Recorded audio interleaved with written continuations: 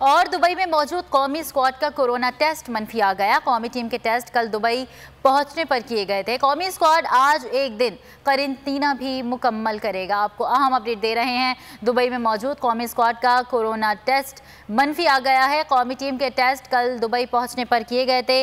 एजाज वसीम इस हवाले से हमें मजीद तफसीलात बताएंगे। जी एजाज, बताइएगा। Pakistan cricket team world cup खेलने के लिए गुज़श्ता रोज लाहौर से दुबई पहुंची थी और दुबई पहुंचने पर पाकिस्तान टीम के प्लेयर्स का और स्पोर्ट्स स्टाफ का जो कोरोना टेस्ट किया था उसकी रिपोर्ट मनफी आ गई है, क्योंकि आईसीसी के कवानीन के तहत एक दिन का आज पाकिस्तानी टीम अपना क्वारंटीना करेगी और कल से पाकिस्तानी टीम को चांसेस है कि प्रैक्टिस की इजाजत मिल जाएगी और फिर पाकिस्तान प्रैक्टिस मैचेस भी खेलेगा। और 24 अक्टूबर को रवायती हरीफ इंडिया के खिलाफ पाकिस्तान ने मैच खेलना है, तो कौमी टीम उसकी तैयारियां यूएई में शुरू कर देगी। जी बहुत शुक्रिया एजाज वसीम तफसीलात से आगाह करने के लिए। सब्सक्राइब करें और बेल दबाएं ताकि कोई खबर रह न जाए।